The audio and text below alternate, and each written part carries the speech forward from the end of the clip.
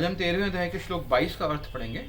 पुरुषः जीव प्रकृतिस्थ भौतिक शक्ति में स्थित होकर ही निश्चय ही पुंगते भोगता है। प्रकृति जान प्रकृति से उत्पन्न गुणान गुणों को कारणम कारण गुण संग प्रकृति के गुणों की संगति अस्य जीव की सत असत अच्छत तथा बुरी अच्छी तथा बुरी योनि जीवन की योनियां जन्मसु जन्मों में इस प्रकार जीव प्रकृति के 3 गुणों का भोग करता हुआ प्रकृति में ही जीवन बिताता है।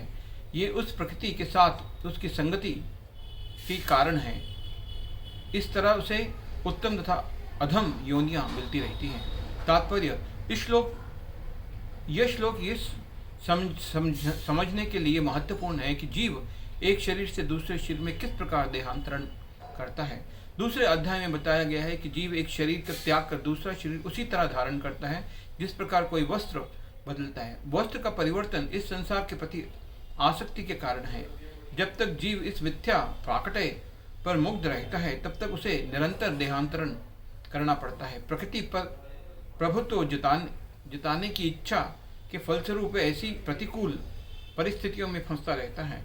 भौतिक इच्छा से वशीभूत हो उसे कभी देवता के रूप में तो कभी मनुष्य के रूप में, कभी पशु, कभी पक्षी, कभी कीड़े, कभी जल जंतु, कभी संत पुरुष तो कभी खटमल के रूप में जन्म लेना होता है।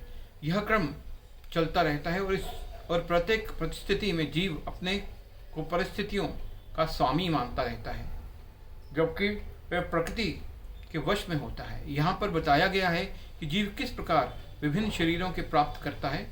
यह प्रकृति के विभिन्न गुणों की संगति के कारण है। अतएव इन गुणों से ऊपर उठकर दिव्य पद पर स्थित होना होता है। यही कृष्ण भावामृत कहलाता है।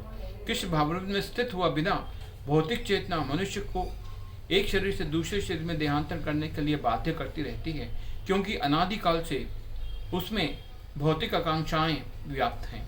लेकिन उसे इस विचार को बदलना होगा। यह परिवर्तन प्रामाणिक स्रोतों से सुनकर ही लाया जा सकता है। इसका सर्वश्रेष्ठ उदाहरण अर्जुन है, जो कृष्ण से ईश्वर विज्ञान का श्रवण करता है। यदि जीव इस श्रवण विधि को अपना ले तो प्रकृति पर प्रभुत्व जताने की चिर अभिलाषी आकांक्षा समाप्त हो जाए और क्रमशः जो जो वह प्रभुत्व जताने की इच्छा को कम करता जाएगा, त्यों त्यों उसे आध्यात्मिक सुख मिलता जाएगा। एक वैदिक मंत्र में कहा गया है कि जो जो जीव भगवान की संगति से विद्वान बनता जाता है, त्यों त्यों उसी अनुपात से वह आनंद में जीवन का आस्वादन करता है।